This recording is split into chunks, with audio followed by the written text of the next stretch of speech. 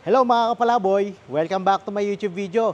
On this video, ipe-present ko sa inyo yung comparison video natin para sa tatlong variant ng 2025 Montero.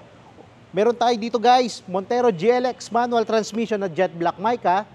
Sa kabila naman, 2025 Montero GLS 4x2 automatic transmission. At yung nasa likuran ko naman po, ito naman yung ating 2025 Montero 4x2 Black Series automatic transmission. Mga kapalaboy, ipapakita ko sa inyo kung ano-ano ba yung pinagkaiba ng mga units na to at ibibigay ko rin sa inyo yung kanyang specs. Hindi naman ganun kadami pero ibibigay ko sa inyo kung ano-ano ba yung mga pinagkaiba ng mga unit na to para at least meron tayong idea at saka magbibigay din ako sa inyo ng price niya at discount pati na rin yung promo under in-house bank financing transaction. At syempre, hindi mawawala yung mga Joey Boy exclusive freebies na ibibigay ng your one and only. Kaya ano pang inaantay nyo?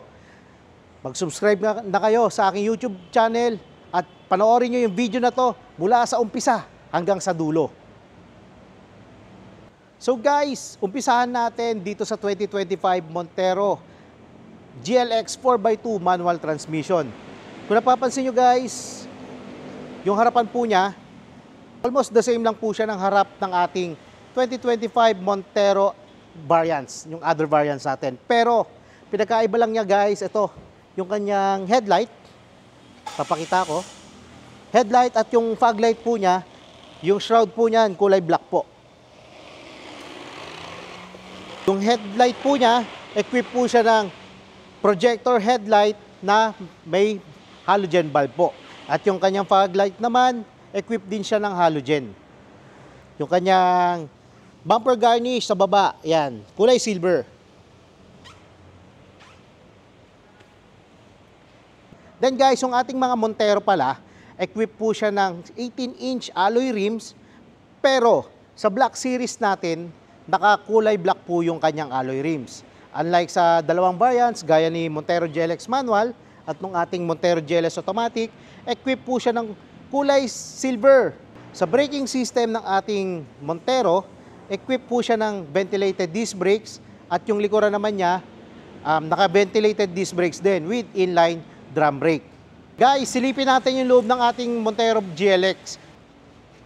Oops, wait lang. Wait lang bago natin pasukin yung unit na to guys. Yung unit natin, equipped po siya ng keyless entry, pero hindi siya keyless operating system. Alam niyo kung bakit? Kasi yung susi niya, eto lang po. Naka-remote key lang po siya. Saka twist start. Guys, naka-twist start siya. Kailangan susian natin para mag-start po yung unit. Pero hindi ko na i-start yung unit natin. Tapos guys, eto, pakita ko lang yung steering wheel. Sa steering wheel natin guys, naka 3-spoke na leather wrap po siya. Same with other variants. Tapos, sa kabila rin, equipped na rin po siya ng cruise control. Yan. Tapos, yung kanyang touchscreen, tapos guys, yung kanyang touchscreen monitor. Ayan, naka 7-inch lang siya na touchscreen monitor with SmartLink display audio. Pwede natin i-connect via data cable para maagamit po natin yung Apple CarPlay or yung Android Auto natin. Then, yung kanyang aircon controls naman po, ganyan. Ganyan po siya. Single zone po yan na auto climate control. Sa cambio. Guys, yung unit natin ng Montero GLX manual, naka 6-speed manual transmission po siya. Yung kanyang reverse po, katabi ng Primera. Sa mga previous video ko po, makikita po natin doon na dinemo ko sa inyo kung paano siya i-shift sa reverse. Pero dito, explain ko lang sa inyo na yon, na katabi lang siya ng Primera, yung reverse. Silipin natin yung second row. Sa second row seats naman, wala naman pinagkaiba dito sa other variants. Pero yung ating Montero pala na GLX manual, naka-fabric seat. Siya lang ho yung naka-fabric seat sa ating Montero variant. Mga kapalaboy, silipin naman natin yung 2025 Montero GLS automatic transmission. Tara, sabayan niyo ako. Guys, yung kulay ng unit na to, jet black mica din. Pero kung napapansin nyo guys, yung ating headlight po or yung headlamps niya, kulay black po yun dito, pantay dito sa ating radiator grill. Para mas mukha siyang aggressive tignan. Pero sa kanyang fog lamps, naka-chrome po siya, naka-chrome finish. Yan. Guys, yung ating Montero GLS, equipped yan ng halogen. Guys, yung ating GLS na Montero, equipped yan ng LED projector headlamps with DRL, saka LED na rin yung kanyang fog lamps. Tapos guys, yung kanyang fog lamp assembly, ano yan, meron na rin yung active cornering light. Same with Montero Black Series. So guys, tignan naman natin yung loob ng unit na to. Guys, pinagkaiba ng Montero GLX sa GLS, sa steering wheel, almost parehas lang sila. Pero yung nadagdag kasi dito, meron siyang camera button. Ayan, papailawin ko lang guys. Ayan, may camera button siya. Magagamit natin yan kapag nasa masikip tayo na kalsada, kung gusto natin makita yung paligid ng sasakyan natin habang umaandar tayo. O di kaya kapag umaatras tayo, pwede natin baguhin yung view gamit yung button na yan. Tapos guys, ito, sa steering wheel din ng ating GLS, meron siyang paddle shifter. Kung gusto natin ma-feel yung manual shifting ng gear. Yung seat material ng ating Montero GLS, naka-black na leather seats po siya. Yan. Then, sa kanyang parking brakes naman, equipped po siya ng electronic parking brake with brake auto hold function. Guys, ito po yung susi ng ating Montero GLS. Papakita ko lang muna sa inyo. Ayan. Keyless operating system po siya. Hindi nyo na kailangan ilabas yung susi para ma-lock and unlock natin yung unit. At hindi nyo na rin siya kailangan ilabas para ma-start naman natin yung engine. Pipindutin lang kasi natin yung button dyan para mag-start po siya. Saka guys, yung aircon controls po niya, ito naman, naka-ano siya, single zone auto climate control. Yan. Tapos sa head unit naman, naka 8-inch na touchscreen monitor po siya with offline navigation map. TomTom po yung map na gamit natin dito. Tapos pwede rin natin i-connect yung mga mobile phones natin gaya ng Android or Apple phones para magamit natin yung Android Auto o di kaya yung Apple CarPlay. Ang ganda, di ba?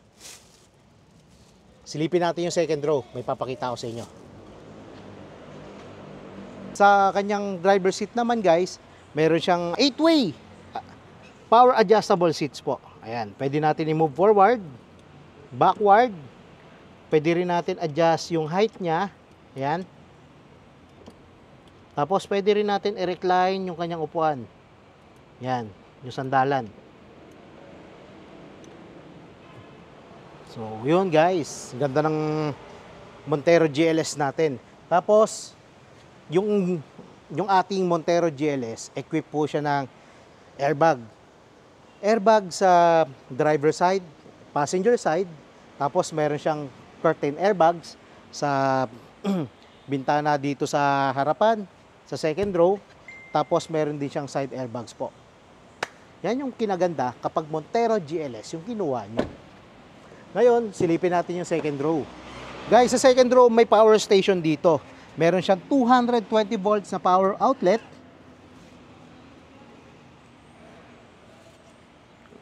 Tapos, equipped na rin siya ng dalawang USB port. Yan. Kaya guys, kung mahilig kayo mag long drive, hindi kayo maboboard. So guys, kung mahilig kayo mag long drive, hindi kayo maboboring. Dahil meron tayong mga power station, kaya pwede kayo mag-document or mag-vlog habang nasa biyahe kayo. Pwede rin kayo mag-work ha, kahit nasa labas kayo or nag-ano kayo, nag-outdoor camping. Dahil meron tayong mga power station. Tapos, papakita ko lang sa inyo yung likod ng dalawang variant natin. Guys, napapansin nyo, wala ho siyang spoiler. Hindi equipped ng spoiler yung Montero GLS natin at yung Montero GLX manual natin. Mamaya ipapakita ko sa inyo yung mga freebies na pwede kong ibigay para sa unit na to. Mga kapalaboy, sinasummarize lang ho natin yung pinagkaiba ng Montero GLX sa Montero GLX. Inuulit ko, yung Montero GLX natin, naka-halogen projector headlamps po siya. Yung Montero GLS naman natin, equipped po siya ng LED projector headlamps saka LED fog lights. Tapos sa kanyang susian naman, meron siyang keyless operating system kapag GLS, keyless entry naman kapag GLX. Tapos, sa seat material, si GLX naka high grade fabric seats, si GLS naman naka leather seat naman po siya. Tapos, sa airbags naman, si GLX, 2 airbags lang. Si GLS naman, equipped po siya ng side airbags, curtain airbags, meron din siyang airbag sa driver and sa passenger side na airbags po. Guys, sa kanyang naman po, camera, merong 360 camera yung ating GLS at yung GLX naman natin, reverse camera lang yung meron. Sa upuan naman, manual po yung pag-adjust ng upuan ng ating GLX. Sa GLS naman, 8-way adjustable yung kanyang power seats po. Then, guys, sa GLX, meron siyang 12 volts power outlet sa loob ng center console.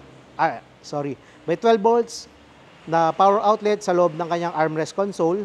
Tapos sa GLS naman, meron 220 volts power outlet and meron din siyang 2 USB slot for charging sa likod ng kanyang center console panel. So guys, yung ating sa parking brakes naman, yung pinagkaiba, yung GLX natin, manual po yung lever niya, naka-lever parking brakes.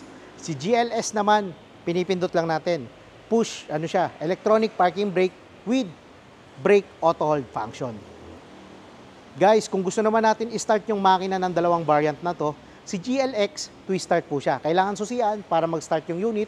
Si GLS naman, kailangan nyo lang pindutin yung button sa kanyang push button na engine start para mag-start naman yung kanyang makina. Guys, yung ating GLX, equipped pala siya ng 6-speed na manual transmission. Tapos si GLS naman, naka 8-speed na automatic transmission with Sportronic mode. Guys, si GLS, equipped po siya ng paddle shifter. Yan. Yun yung pinagkaiba ng dalawang variant na to. Ngayon, isusunod naman natin, guys, yung 2025 Montero Black Series. Papakita ko muna sa inyo. Tara!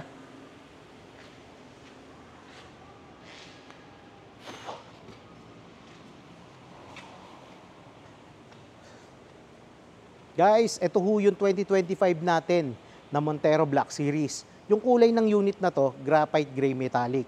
Exclusive lang yung kulay ng graphite gray metallic sa dalawang variant ng Montero. Montero Black Series na 4x2 automatic at available din siya sa 2025 Montero Black Series 4x4 automatic transmission. Guys, kung napapansin nyo sa harapan, may sensor po siya. May mga front sensor po. 1, 2, 3, 4, 5. Yan.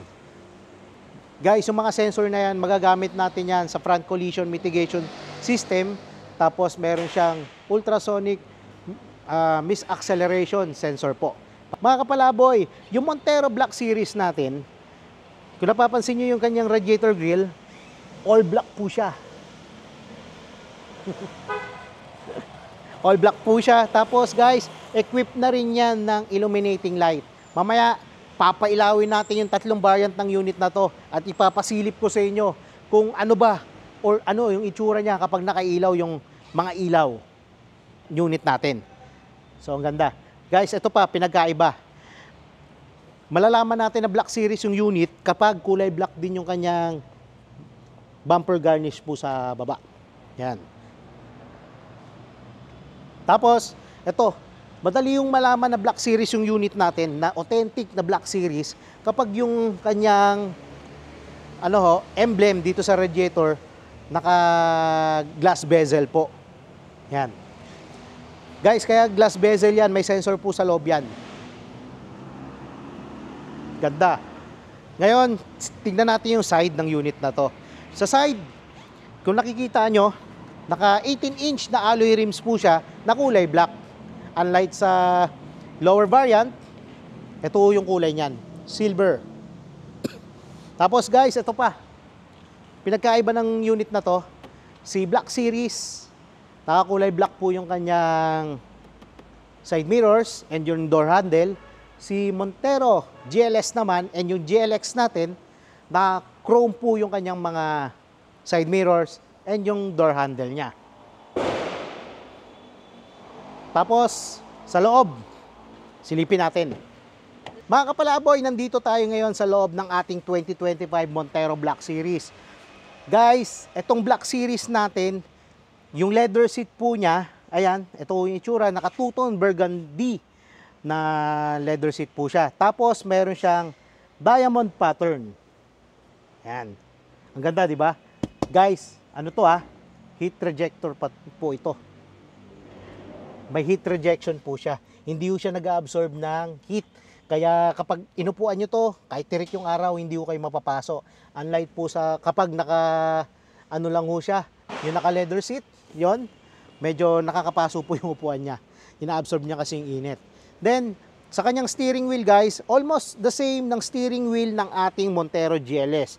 Pero si Montero Black Series kasi, equipped po siya ng adaptive cruise control. Meron siyang button dito para ma-set natin kung gaano kalapit or kalayo yung distance na isa-set natin para tawag dito, para hindi siya dumikit sa unit or yung nasa harapan natin. Para just in case of emergency, kayang-kaya po niya pumreno and adapt po niya yung speed nung nasa harapan natin. Yon. Tapos guys, ito pa. Yung ating Montero Black Series,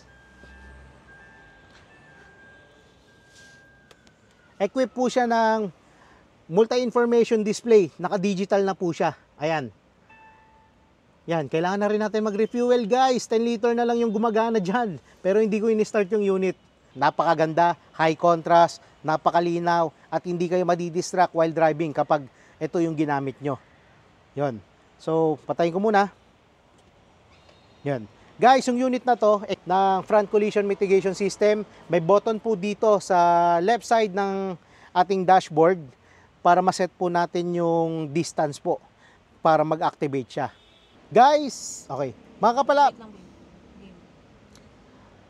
kapalaboy, yung aircon control ng ating 2025 Montero Black Series, equipped po siya ng dual zone auto climate control. Bakit siya dual zone auto climate control? Kasi guys, yung ating temperature sa driver side and yung sa passenger side, pwede natin iset siya separately. Kaya kung nalalamigan na ho si pasahero, pwede niya taasan yung temperature para at least maging komportable ho siya while traveling po. And pwede rin po i-adjust ni driver yung temperature niya kung medyo nalalamigan siya or naiinitan. Yun yung kinaganda ng unit na to.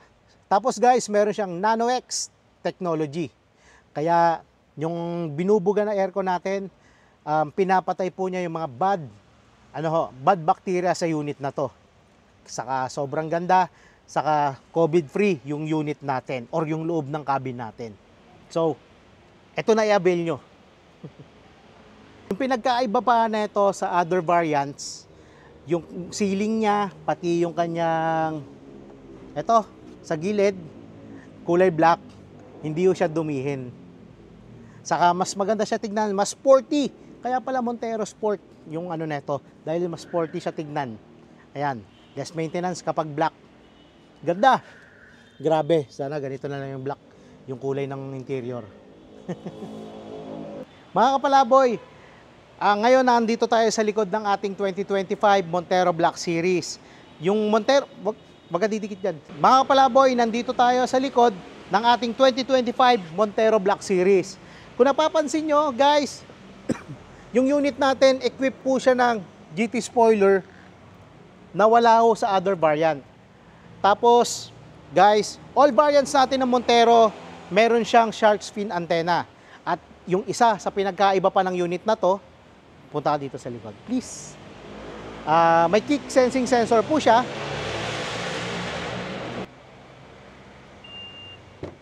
Ayan.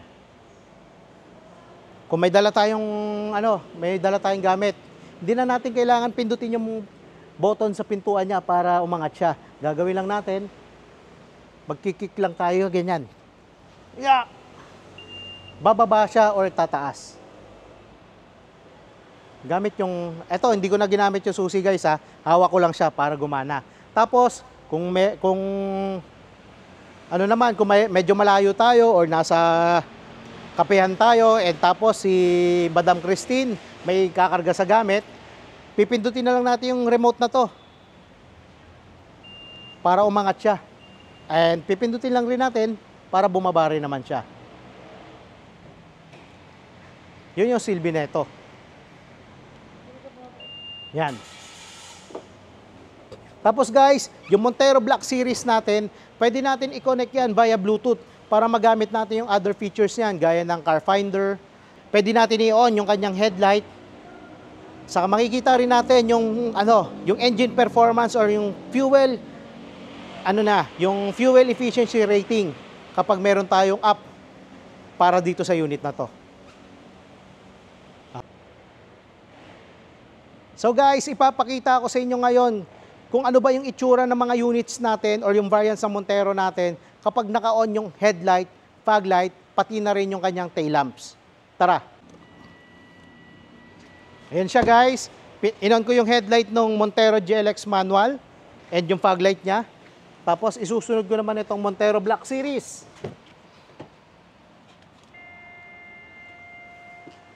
Ngayon, ang isusunod ko, itong Montero GLS natin.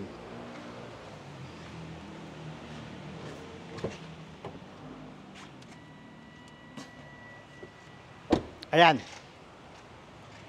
Guys, parehas yung Montero GLS and Montero Black Series natin naka-LED. Ngayon, yung Montero GLX naman natin, halogen fog lamps lang. Mas malakas po yung ilaw ng ating Montero GLS and Black Series dahil equipped po siya ng LED projector headlamps and LED fog lamps. So guys, binigay ko na sa inyo yung comparison ng tatlong variants na to. Ngayon, silipin natin yung likod kung ano yung pinagkaiba nila pagdating sa ilaw. Tara. Hindi ko muna papatayin yan guys.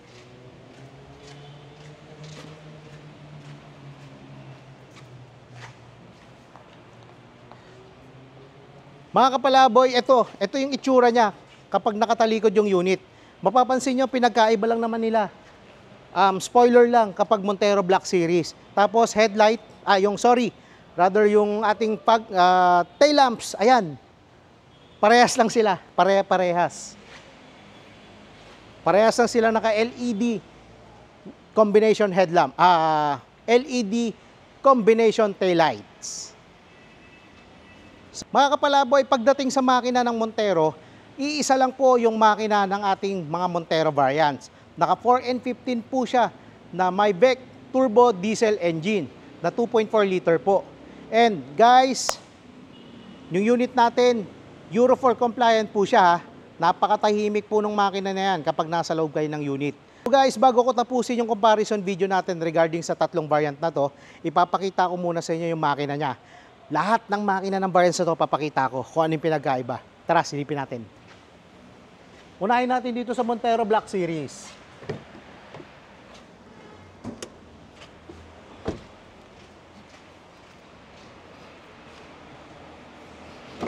Guys, ito siya, Montero Black Series.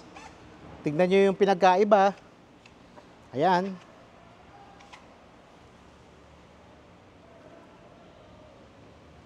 Tapos, isusunod natin yung Montero GLS naman.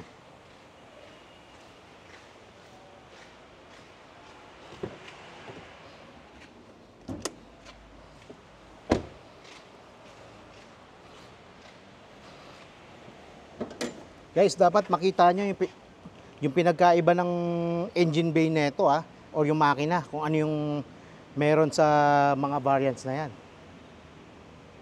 Yan. Ngayon, ipapakita naman natin yung sa base model or yung sa 2025 Montero GLX.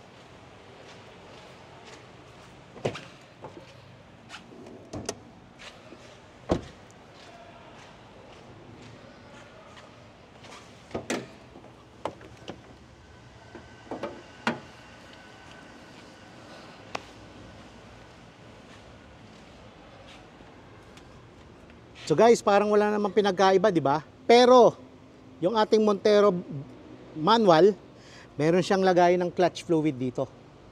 Nandito po. Yan. Maliit lang po yung tangke niya. Pero, magagamit natin yan.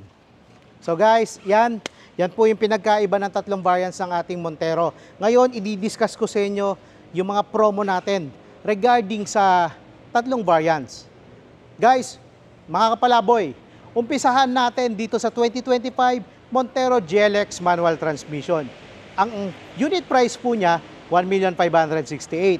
At kung kukunin natin siya ng cash, meron siyang cash discount na 270,000. Kaya yung magiging net price niya ay 1,298,000 naman po. Yan. Tapos guys, kung kukunin naman natin siya under in-house bank financing transaction, as low as 0 down payment, mauuwi mo na yung unit na to. Base po yan sa 20% computed down payment. Guys, meron din akong ibibigay ng mga Joey Boys exclusive freebie under in-house bank financing transaction. Magbibigay ako sa inyo ng GT spoiler, mag swap upgrade, Bosch Europa horn, then magbibigay din ako sa inyo ng slim fender flare.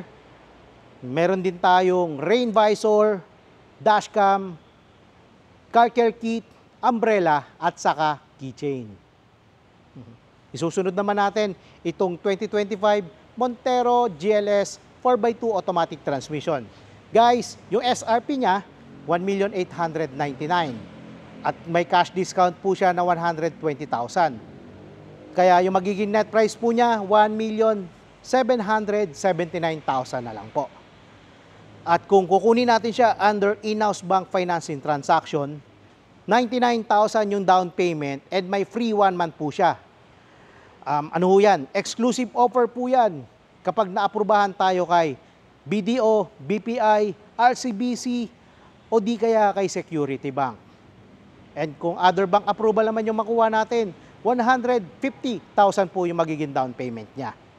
And yung exclusive freebies, kapag under in-house bank financing transaction, magbibigay ako ng GT spoiler, mag swap upgrade, slim fender flare, Bosch Europa horn, dashcam, rain visor, car care kit, umbrella, at saka keychain. Guys, isusunod naman natin itong 2025 Montero Black Series. Ang SRP niya, 2,162,000. And meron siyang cash discount na 65,000. Kaya yung magiging net price na lang niya, 2,097,000. At kung kukunin naman natin siya under in-house bank financing, as low as 180,000, mauwi mo na yung unit na to. Tayong Joey Boys exclusive freebies. Slim fender flare, deep dish matting, Bosch Europa horn, Ultra HD dashcam ng Montero Garnish. Then, meron din tayong rain visor, hood emblem, car care kit, umbrella, at saka keychain. Guys, sa mga exclusive freebies na binanggit ko, kapag isa kayo sa mga certified kapalaboy natin or subscriber natin dito sa YouTube, meron akong ibibigay na exclusive or additional exclusive freebie. I-reveal ko lang po yan sa araw ng release. Kaya guys, dito, kapag nag-avail kayo sa amin ni Christine Salazar Olimba, hindi yung laging kulang yung mga freebies namin. Laging may dagdag. Sa araw ng release lang po namin binibigayan o sinasabi para ma-surprise naman kayo sa amin. Guys, yung free 1 month natin, exclusive lang po siya sa 2025 Montero GLS automatic variant. Wala ho ito sa other variant natin ng Montero. Kaya, ano pang inaantay nyo? Mag-inquire na kayo at kumuha na kayo sa amin. So guys, please don't forget to like, share, and subscribe on my YouTube channel para updated po kayo sa other Mitsubishi promos namin and other Mitsubishi units na ipepresent sa inyo. So guys, sana kayo naman po yung maging next Mitsubishi client namin ni Mrs. Kong, si Christine Salazar Olimba. See ya!